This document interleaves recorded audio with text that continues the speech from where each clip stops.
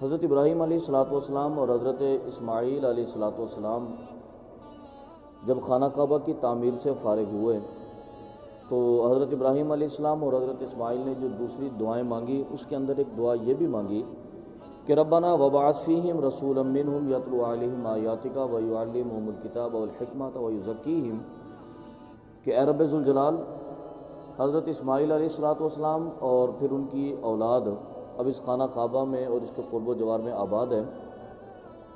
تو ان کی نسل میں یعنی کہ حضرت اسماعیل علیہ الصلوۃ والسلام کی نسل میں اپنے اس رسول کو بھیج جو تیری کتاب لا کر ان کے اندر تلاوت کرے، ان کے دلوں کو پاکیزہ کرے اور انہیں حکمت سکھائے۔ اس دعا میں در حقیقت حضرت ابراہیم علیہ الصلوۃ والسلام نے نبی پاک صلی اللہ علیہ وسلم کی آمد کے لیے دعا مانگی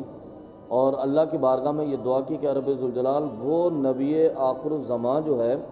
وہ میرے بیٹے حضرت اسماعیل علیہ الصلوۃ والسلام کی اولاد میں پیدا کر دے۔ نبی پاک صلی اللہ علیہ وسلم کی فضائل آقا علیہ الصلوۃ والسلام کی تشہیر تو چونکہ گزشتہ اقوام میں بھی موجود تھی، ان کی کتابوں میں موجود تھی۔ حضرت ابراہیم علیہ الصلوۃ والسلام سے پہلے حضرت نوح علیہ الصلوۃ والسلام نے بھی آقا علیہ الصلوۃ والسلام کے لیے دعا فرمائی اور آقا علیہ الصلوۃ والسلام کا ذکر اپنی قوم میں کیا، اور حتیٰ کہ ان کا تذکرہ تو حضرت آدم علیہ الصلوۃ والسلام نے بھی کیا، اور گزشتہ ادوار میں اکثریت انبیاء کرام کی جو تھی وہ نبی پاک صلی اللہ علیہ وسلم کا ذکر بھی کرتی رہی، آقا علیہ الصلوۃ والسلام کے لیے دعائیں بھی کرتی رہی۔ حضرت ابراہیم علیہ الصلوۃ والسلام نے نبی پاک صلی اللہ علیہ وسلم کے لیے دعا کی تو آقا علیہ الصلوۃ والسلام کی ایک حدیث مبارکہ ہے، امام بغوی علیہ رحمت نے اسے تحریر فرمایا۔ آپ فرماتے ہیں کہ آقا علیہ الصلوۃ والسلام نے ارشاد فرمایا کہ میں دعائے ابراہیم ہوں، یعنی کہ حضرت ابراہیم علیہ السلام نے جو دعا کی تھی نا ربنا وبعث فیہم رسولا منہم، تو وہ میرے لیے تھی اور میں اسی دعا کا نتیجہ ہوں۔ پھر آپ نے فرمایا کہ میں بشارت حضرت عیسیٰ علیہ الصلوۃ والسلام ہوں، حضرت عیسیٰ علیہ الصلوۃ والسلام نے بشارت دی ومبشرا برسول یاتی من بعد اسمہ احمد، آپ نے فرمایا کہ وہ بشارت میرے لیے تھی اور میں اسی کا ہوں۔ اور آقا علیہ السلام نے پھر یہ بھی فرمایا کہ میں اپنی والدہ محترمہ کے خواب کی تعبیر ہوں، کہ آقا علیہ الصلوۃ والسلام کی ولادت باسعادت کا جب وقت آیا تو آپ کی والدہ محترمہ نے ایک خواب دیکھا، انہوں نے دیکھا کہ میرے اندر سے ایک نور نکلا اور وہ آسمان کی طرف بلند ہوا اور پھر اسے اتنی زیادہ روشنی خارج ہوئی کہ میں نے یہاں اپنے بستر پر لیٹ کر شام کے معاملات کو دیکھا۔ تو آقا علیہ السلام نے فرمایا کہ میں اپنی والدہ کے اس خواب کی تعبیر ہوں۔ امام بغوی نے ایک اور حدیث مبارکہ بھی ذکر کی اور اسے اکثر احادیث کی کتب میں زینت بنایا گیا۔ نبی پاک صلی اللہ علیہ وسلم نے فرمایا کہ کنت نبیا وآدم بین الجسد والروح، آدم علیہ الصلوۃ والسلام کا معاملہ تو ابھی جسم اور مٹی کے درمیان میں تھا، میں اس وقت بھی اللہ کا نبی تھا۔ کنت نبیا، میں تب بھی اللہ کا نبی تھا، جب آدم علیہ الصلوۃ والسلام ابھی تخلیق کے مراحل میں تھے میں تب بھی اللہ کا نبی تھا۔ اور ایک دوسری حدیث مبارکہ حضرت جابر رضی اللہ تعالیٰ عنہ آقا علیہ الصلوۃ والسلام کی بارگاہ میں حاضر ہوئے اور آقا علیہ السلام کی بارگاہ سے سوال انہوں نے کیا آپ کی ولادت کے حوالے سے یا آپ کی تخلیق کے حوالے سے۔ تو آقا علیہ السلام نے فرمایا کہ یا جابر ان اللہ تعالی خلق قبل الاشیاء نور نبی کا من نورہ، اے جابر اللہ تبارک و تعالی نے ہر چیز کی تخلیق سے پہلے تیرے نبی کے نور کو اپنے نور سے پیدا فرمایا۔ آقا علیہ الصلوۃ والسلام تو اس وقت بھی تھے، یعنی کہ جب اللہ تبارک و تعالی نے ابھی جنت کا بھی فیصلہ نہیں کیا تھا، جب زمین بھی تخلیق نہیں ہوئی تھی، آسمان بھی تخلیق نہیں ہوئے تھے، کوئی خلقت میں کسی کو حتیٰ کہ آدم علیہ الصلوۃ والسلام کو پیدا نہیں بھی کیا گیا تھا، آقا علیہ الصلوۃ والسلام تب بھی اللہ کے نبی تھے۔ آپ نے فرمایا کنت نبیا، میں اس وقت بھی اللہ کا نبی تھا۔ تو یہ آقا علیہ الصلوۃ والسلام کی اس وقت کی بات ہے، اور حضرت ابراہیم علیہ الصلوۃ والسلام چونکہ واقف تھے اس اسرار سے اور آقا علیہ السلام کے فضائل سے بھی واقف تھے، تو حضرت ابراہیم علیہ السلام نے اللہ کی بارگاہ میں التجا کی کہ رب ذوالجلال پھر اس شان و شوکت والے نبی کو ہماری نسل میں پیدا فرما دے، کیونکہ ہم نے تیرے گھر کو تعمیر کیا ہے، تیرے گھر کو تعمیر کر کے ہم نے وہ سعادت حاصل کی ہے کہ تو یہ شرف اور فضیلت پھر ہمیں عطا فرمائے گا۔ آقا علیہ السلام نے فرمایا کہ میں حضرت ابراہیم علیہ الصلوۃ والسلام کی ان دعاؤں کا نتیجہ ہوں۔ پھر حضرت ابراہیم علیہ السلام کی دعائیں اللہ نے کیسے قبول فرمائیں؟ آپ نے دعا کی نا وَيُعَلِّمُهُمُ الْكِتَابَ وَالْحِكْمَةَ وَيُزَكِّيهِمْ، کہ وہ ایسا نبی ہو جو انہیں کتاب سکھائے، یہ نہیں فرمایا کہ کتاب پڑھ کر سنائے کہ وہ آئے گا اور صرف کتاب پڑھ کے سنا کے چلائے، بلکہ سکھائے انہیں، ایک ایک لفظ کی تلقین فرمائے، معلم بن جائے ان کے لیے، وہ ٹیچر بن جائے، وہ استاد بن جائے۔ تو آقا علیہ الصلوۃ والسلام قرآن پاک سکھانے کے لیے وہ فرمایا کہ والحکمت، اور انہیں حکمت بھی سکھائے۔ علم اور حکمت، اس کی تعریف کرتے ہوئے علماء کرام نے فرمایا کہ علم تو الفاظ کے ذخیرے کو کہتے ہیں، علم اور حکمت میں یہ فرق ہوتا ہے۔ علم الفاظ کے ذخیرے کا نام ہے کہ آپ کے پاس جس چیز کا بھی علم ہے اسے آپ جمع کرتے جائیں۔ حکمت یہ ہے کہ کس چیز کو کب بیان کرنا ہے، یہ حکمت ہوتی ہے۔ اب ایک انسان ہے، اس کے پاس علم کے ہزاروں الفاظ جمع ہیں،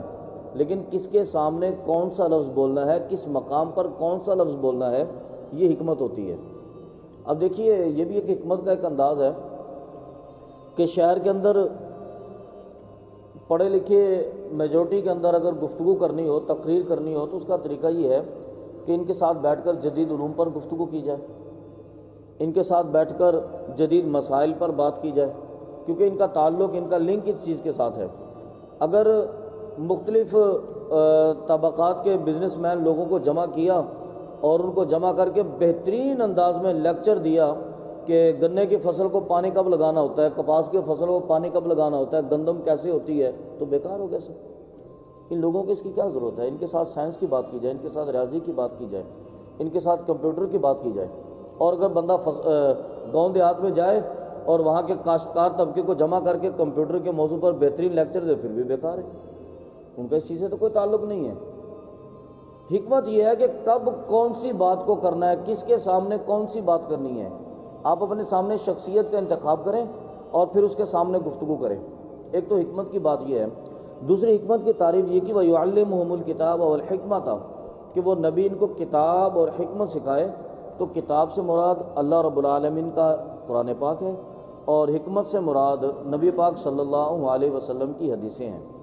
سنت آقا علیہ الصلوۃ والسلام کی۔ اس لیے مشائخ نے اس چیز پر جو زور دیا کہ دین سیکھنے کے لیے فقط قرآن کافی نہیں ہے، آپ کے دین کی تکمیل تب ہوگی جب آقا علیہ الصلوۃ والسلام کی حدیثوں کو اس کے اندر ایڈ کریں گے۔ وغیرہ دیکھیے قرآن مجید فرقان حمید میں اللہ رب العالمین نے فرمایا اقیموا الصلاۃ، نماز ادا کیجیے۔ اگر آپ یہ بات کہیں نا کہ مجھے تو حدیث کی ضرورت نہیں ہے، میرے لیے قرآن کافی ہے، اللہ فرماتا ہے کہ اقیموا الصلاۃ، نماز ادا کیجیے۔ اب نماز آپ کیسے پڑھیں گے؟ پورے قرآن پاک میں کہیں بھی ذکر نہیں ہوا۔ فجر کی کتنی رکعتیں ہوں گی، ظہر کی کتنی رکعتیں ہوں گی، عصر کی کتنی ہوگی، عشاء کی کتنی ہوگی، فجر کی پہلی رکعت میں کیا پڑھیں گے، سنتوں میں کیا ادا کریں گے، نوافل کے اندر کیا تلاوت کریں گے، تشہد کے اندر آپ بیٹھ کے کیا پڑھیں گے، نماز کے فرائض کتنے ہوں گے، نماز کے واجبات کتنے ہوں گے، نماز کی سنتیں کتنی ہوں گی، قرآن پاک میں تو ذکر نہیں ہے۔ آپ کو نماز کے فرائض، واجبات، سنتیں سیکھنی ہیں تو آپ کو حدیث کی طرف رجوع کرنا پڑے گا، آقا علیہ الصلوۃ والسلام کی سنت کی طرف آپ کو جانا پڑے گا۔ اگر آپ نہیں جائیں گے تو نہیں سیکھیں گے۔ آقا علیہ السلام کی بارگاہ میں جب اقیموا الصلاۃ حکم نازل ہوا کہ نماز ادا کرو، تو صحابہ کرام نے اس کی حضور ہمیں تو نماز آتی نہیں ہے، تو آپ نے فرمایا کہ آؤ صلو کما رأیتمونی اصلی، میں نماز پڑھتا ہوں جیسے جیسے میں پڑھتا ہوں تم بھی پڑھتے جاؤ۔ صحابہ کرام نے تو نہیں پوچھا کہ حضور رکوع کرنا، سجدہ کرنا، پھر دوسری رکعت کے لیے بیٹھ جانا، تشہد پڑھنا، سلام پھیرنا، یہ ساری چیزیں قرآن پاک میں کہاں لکھی ہیں؟ نہیں، وہ جانتے تھے کہ دین کی تکمیل تو حضور کی سنت کے ساتھ ہوگی نا۔ آقا علیہ السلام جو فرمائیں گے وہ دین بنتا چلا جائے گا۔ وما ينطق عن الهوى ان هو الا وحی یوحی، اللہ رب العالمین نے فرمایا کہ میرا حبیب تو گفتگو بھی اللہ کی وحی سے کرتا ہے۔ اور تم آپس میں بولتے رہتے ہو، میرا حبیب جب بولتا ہے تو اس پر وحی نازل ہوتی ہے۔ تو گویا کہ اس لیے علماء کرام نے اس کی تقسیم کی ہے، فرماتے ہیں کہ وحی کی دو قسمیں ہیں، وحی مطلوب اور وحی غیر مطلوب۔ ایک وحی مطلوب جو تلاوت شدہ ہو، وہ ہے جو قرآن مجید میں ذکر کر دی گئی، اور وحی غیر مطلوب وہ آقا علیہ السلام کی حدیث ہے وحی لیکن مطلوب نہیں ہے، تلاوت شدہ نہیں ہے، تو وہ آقا علیہ الصلوۃ والسلام کی حدیثیں ہیں۔ تو اس لیے فرمایا کہ وَيُعَلِّمُهُمُ الْكِتَابَ وَالْحِكْمَةَ، وہ جو کتاب کا علم سکھائے اور حکمت کا علم سکھائے، یعنی کہ حدیثوں کا، سنت کا علم سکھائے۔ اور بڑے مشہور مفسر ہیں حضرت قتادہ، انہوں نے بھی حکمت سے مراد نبی پاک صلی اللہ علیہ وسلم کی سنت مراد لی ہے، اور اسے امام تفسیر خازن کے اندر بھی ذکر کیا گیا کہ حکمت سے مراد نبی پاک صلی اللہ علیہ وسلم کی حدیثیں اور سرکار کی سنت ہے۔ لقد کان لکم فی رسول اللہ اسوۃ حسنہ، اللہ نے بتا دیا نا کہ تمہارے اندر تو اللہ کے حبیب کا اسوہ حسنہ ہے، اس پر عمل کرتے جائیے، آپ کامیاب ہوتے جائیں گے۔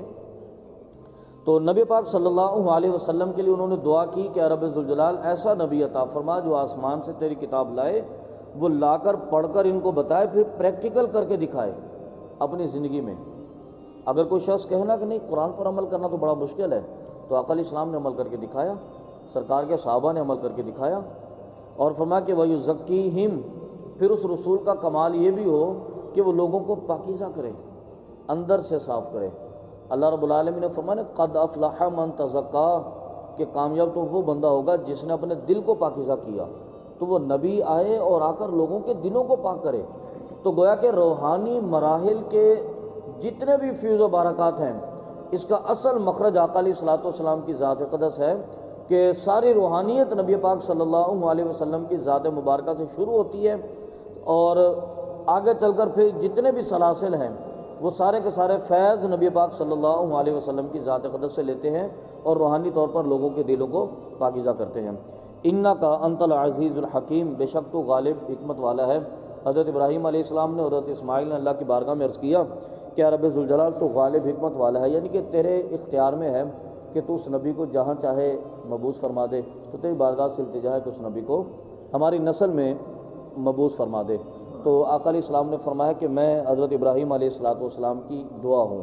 تو اللہ رب العالمین نے حضرت ابراہیم علیہ السلام کی دعاؤں کو جہاں پر مقبولیت عطا فرمائی، وہیں پر اللہ رب العالمین نے نبی پاک صلی اللہ علیہ وسلم کی صورت مبارکہ میں بھی حضرت ابراہیم علیہ السلام کی دعا کو قبول فرمایا۔ اللہ رب العالمین کی بارگاہ سے دعا ہے کہ اللہ تعالی ہمیں صراط مستقیم پر استقامت عطا